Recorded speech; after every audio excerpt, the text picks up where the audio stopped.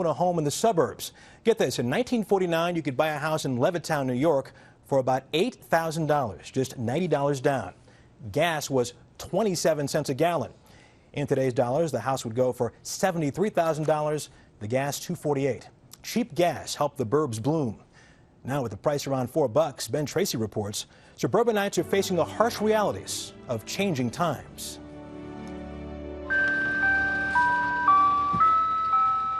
The promise of the suburban dream. What do you guys want? I want a snow cone.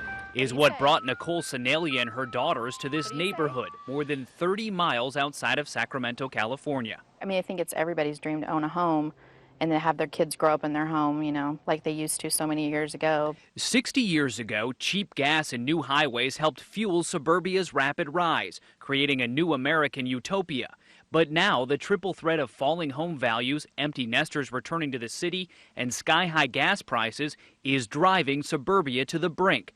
Some developments are left half-built, while other homes look abandoned.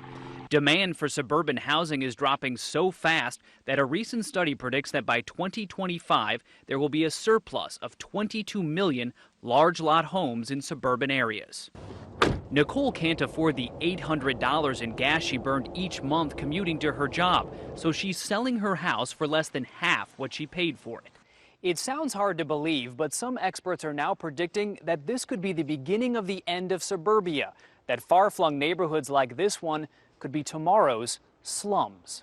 I think the project of suburbia is over. Author James Howard Kunstler has been predicting the decline of the suburbs for more than 15 years. He says housing far away from job centers won't survive. We've put so much of our national wealth and even our identity into the idea of suburbia that we can't imagine having to let go of it or substantially change it. But change is building in Sacramento. The region adopted a back-to-the-future approach known as smart growth, high-density development in walkable neighborhoods near job centers and transit.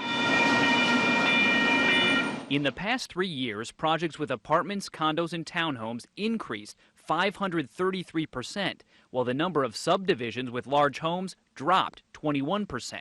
The rapid rise in gas prices over the last 6 months has made that general direction this region had decided to go look like an especially good decision. McKeever doesn't believe suburbs will disappear overnight, but says buying on the far edges of a region is now an economic gamble.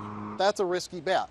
It might pay off, but it's a risky bet. I mean, where are we all going to go? Nicole Senalia plans to rent near her job, but she still thinks about the life she used to have. I don't miss the commute, but I miss the idea. I miss that it was mine. A dream abandoned miles away, now beginning to fade. Ben Tracy, CBS News, Sacramento.